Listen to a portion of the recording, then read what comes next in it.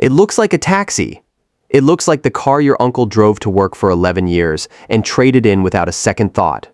Black steel wheels, a vinyl bench seat, a trunk big enough for 2 spare tires, and a cooler. Nobody ever looked twice at it in a parking lot. And that was exactly the point, because underneath that forgettable sheet metal sat an engine that, on paper, had no business being there at all. This plain, boxy 4-door sedan could hit 147 miles an hour. It could out-accelerate cars that cost 4 times as much.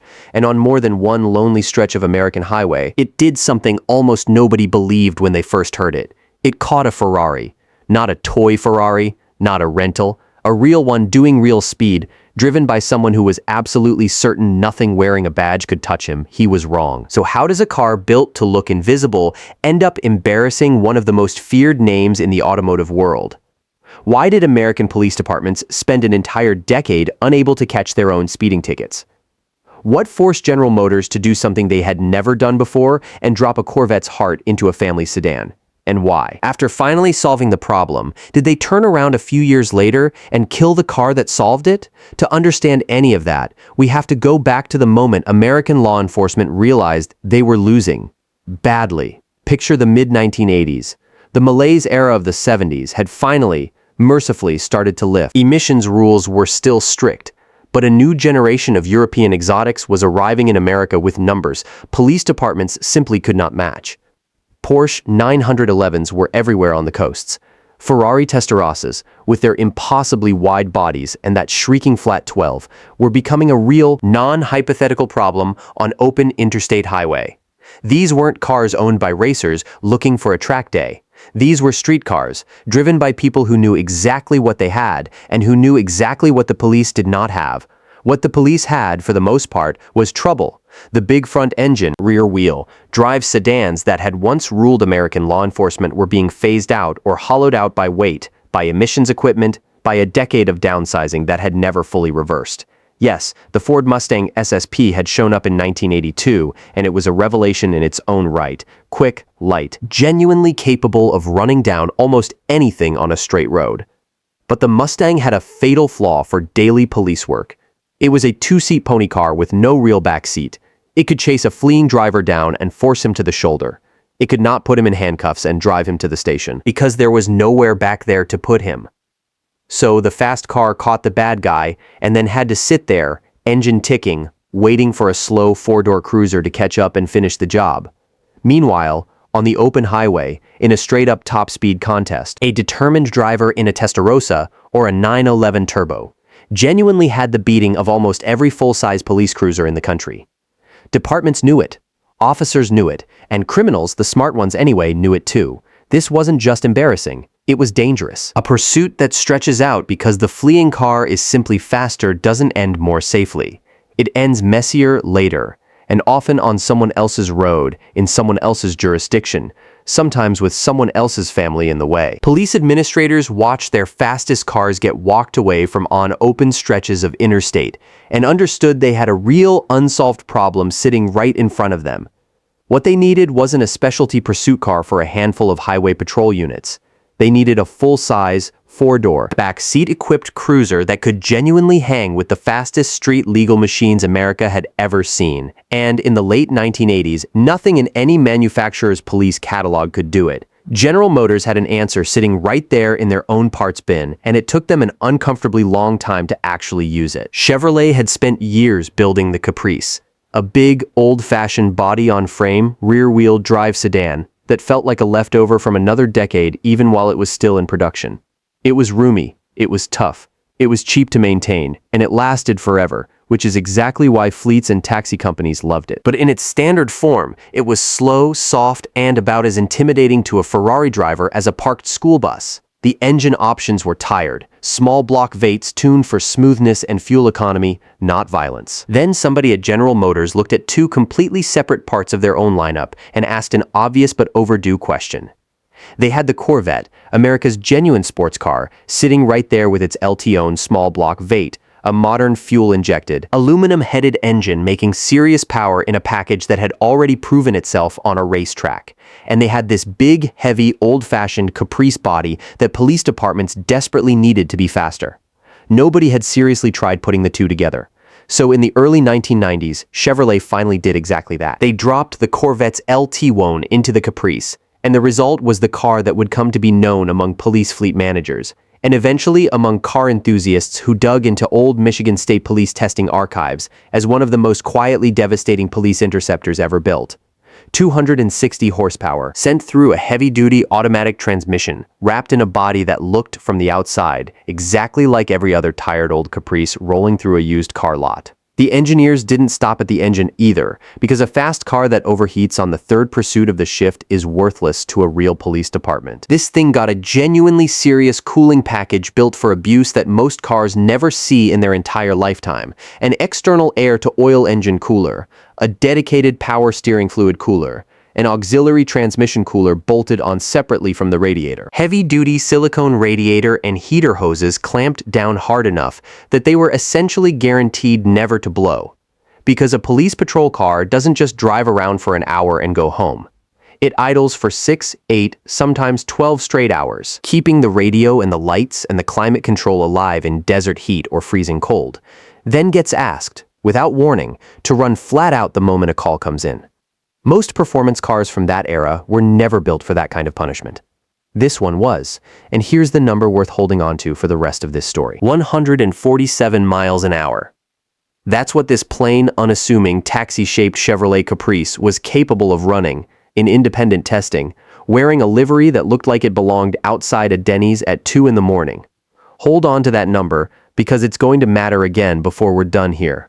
Now, on paper, a Ferrari Testarossa in its prime could still out-top speed this car in a pure, empty runway, nothing in the way, drag race scenario. The Testarosa's numbers were genuinely exotic, closer to 180 miles an hour, built by a company whose entire reason for existing was chasing that kind of number. But a real-world pursuit on a public American highway is not an empty runway. It's a pursuit officer already up to speed, already rolling, radio already keyed, closing a gap that a driver in a Testarossa assumed was uncatchable because every cop car he'd ever seen in his rearview mirror for the last decade had been a joke. That assumption is exactly what got people caught. There's a story that circulated among highway patrol veterans for years, the kind of story that gets told at retirement parties and academy graduations. Sometimes with the details shifting slightly depending on who's telling it, the state changing, the year changing, the exact make of the exotic car changing. A driver in a Ferrari, confident, relaxed, doing well over 100 miles an hour on an open stretch of interstate late at night, glances in his mirror and sees headlights that shouldn't be there. He's done this before. He knows what a normal cop car can do, and normal isn't a threat at this speed. Except this time the gap in the mirror isn't opening, it's closing. Steadily. Inevitably. By the time he understands what's actually behind him, it's already too late to matter because the plain, boxy sedan with the spotlight and the push bar has already matched his speed and is sitting on his back bumper, lights finally coming on. More as a formality than a warning. Whether that exact night happened exactly that way, or whether it's one of those stories that grew a little in the retelling the way good stories always do, the underlying fact behind it is not in dispute. For the first time in over a decade, American police departments had a full-size, backseat-equipped, arrest-capable cruiser that could genuinely run down an exotic car on the open road. Not most of the time, not on a good day with a tailwind, genuinely reliably run it down. This was the turning point. This was the moment the balance of power on American highways quietly flipped back in favor of the people wearing the badge. And if you think that's where this story gets to end happy, stay with me. Because it doesn't. Not yet. Because here's the part that should genuinely bother you. Just as this car proved itself, just as departments across the country started specifying it, just as it built a reputation as one of the most capable, most underrated police interceptors ever built, General Motors made a decision that had nothing to do with performance and everything to do with money. The full-size, rear-wheel drive, body-on-frame platform underneath the Caprice was old. It was expensive to keep certifying against new safety and emissions standards. It didn't share enough parts with GM's newer front-wheel drive lineup to be profitable at the volumes GM actually needed. So in 1996, General Motors simply stopped making it. The factory that built it in Arlington, Texas, was converted over to full-size SUVs because SUVs were the future and big rear-wheel drive sedans, however brilliant, were treated like the past. The Caprice L2 engine, cooling package, 147-mile-an-hour top speed and all, was discontinued, gone. Just like that, right as it had proven it was one of the best pursuit vehicles ever built. And what replaced it wasn't better. It was for years the only real option left standing. Ford's Crown Victoria Police Interceptor, itself a solid, dependable body-on-frame cruiser, inherited an almost total monopoly on full-size American police work for the better part of the next decade. It was reliable. It was cheap to maintain. Departments loved it for exactly the boring, unglamorous reasons that make a fleet manager's life easier. But in a straight line on the open highway, against the same class of European exotics that had embarrassed police a decade earlier, the Crown Victoria simply wasn't in the same conversation as the car it replaced. Top speed came in noticeably lower.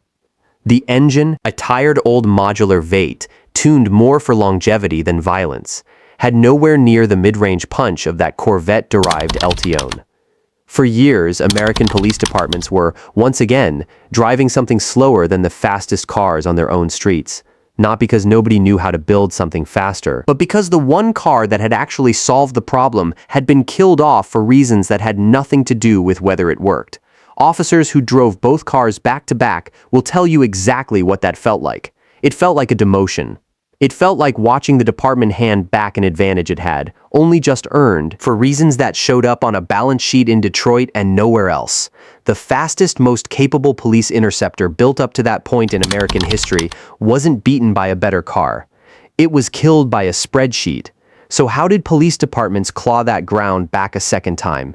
It took years. It took the slow, grinding return of serious V8 power to full-size sedans in general. First through updated Crown Victoria packages that inched the numbers back up.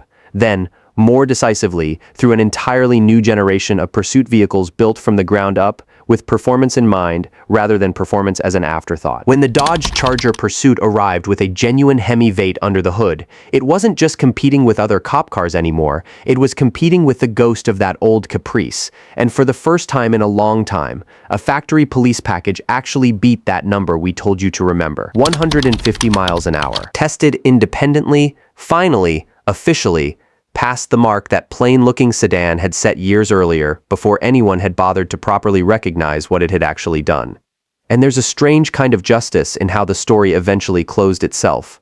General Motors, the same company that had built the fastest police car in a generation and then discarded it for cost reasons, eventually came back around and did it again on purpose this time with the 9th generation Caprice PPV built for police fleets using a platform borrowed from Australia, packing a proper V8 once more. Engineered from the start, with the lessons of that earlier LTO Caprice clearly in mind.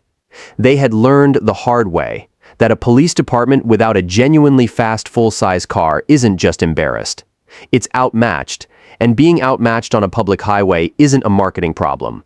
It's a safety problem, one that gets measured in real incidents on real roads, not quarterly earnings calls. Here's what the whole story really tells you if you step back from it. For most of the 1980s, on the open road in a straight-speed contest, an ordinary person driving an ordinary exotic car could genuinely outrun the police in most of America. That's not an exaggeration for effect. That was simply the mechanical reality of the era. Then, for a short, quietly brilliant window in the early 1990s, an unglamorous, boring-looking Chevrolet sedan, wearing a Corvette's engine under a body that looked like it belonged in a used car lot, closed that gap almost overnight, and did it well enough that a real Ferrari driver somewhere out there on a dark highway learned the hard way that the plain sedan behind him wasn't what he thought it was. Then, for reasons that had nothing to do with performance, that car was killed, and American police spent most of the next decade slowly clawing their way back to a #1 forgettable Chevrolet had already hit years earlier. Let's slow down for a second, though, because there's a detail buried in this story that most people skip right past, and it's actually the most important part of the whole thing. Horsepower alone was never the real battle here. 260 horsepower sounds respectable, but it's nowhere close to what a Ferrari Testarossa was putting down from its howling flat 12. If this were purely a numbers game, purely a spec sheet contest, the Caprice loses every single time, no argument. So why did it work? Why did a car giving up well over 100 horsepower on paper still manage to close the gap on some of the fastest street-legal machines in the world? The answer is the same answer that keeps showing up again and again in the history of American police cars.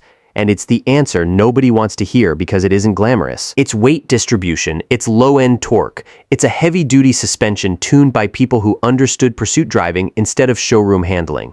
And it's the simple, unglamorous fact that most exotic car owners in the 1980s and 90s were driving cars they had never actually pushed to their real limit on a public road. At night, under pressure, with lights in their mirror, a racetrack lets you use everything a car has. A dark highway with real traffic, real curves, and real consequences does not. The gap between what a Ferrari could theoretically do and what its owner was actually willing to do behind the wheel at 2 in the morning was often much bigger than anyone wanted to admit. And that gap is exactly where a properly built, properly driven police interceptor made its money.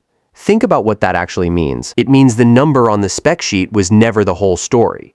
A trained pursuit driver in a car built specifically to be pushed to its absolute limit and held there without falling apart, closing in on a driver who was improvising, who had never trained for high-speed evasive driving, who was relying entirely on raw horsepower to save him. That's not a fair fight in the way people assume it is. It's a different kind of fight entirely, and for a few short years, American law enforcement finally had the right tool to win it. Now, here's where the story takes another turn, and it's one that almost never gets told alongside the top speed numbers, because it doesn't fit the triumphant narrative as neatly. Being fast wasn't the only requirement. It was never the only requirement. A police interceptor has to survive things no civilian car, not even a Ferrari, is ever asked to survive. It has to run wide open for extended stretches, then sit idling at a crash scene for 2 hours with the engine barely cooling, then get called out again for another pursuit before the coolant has even fully settled.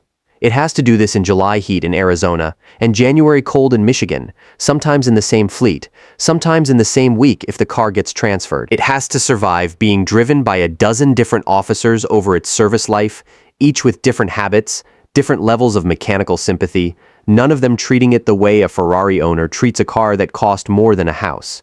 This is exactly why that cooling package mattered as much as the engine itself. Chevrolet's engineers weren't just chasing a top speed number to put on a brochure. They were solving a durability problem that Ferrari, frankly, never had to solve because nobody expects a Testarossa to idle in a parking lot for 6 hours a day, every day, for years, and then still be expected to hit its top speed on command the moment it's needed. This is the quiet, unglamorous engineering truth sitting underneath this entire story. Building a car that's fast for one glorious quarter mile run at a sanctioned drag strip is one kind of achievement. Building a car that's fast on command every single time, after years of abuse that would destroy almost anything else on the road, is a completely different and, frankly, much harder achievement. Ferrari built the first kind of car better than almost anyone on Earth.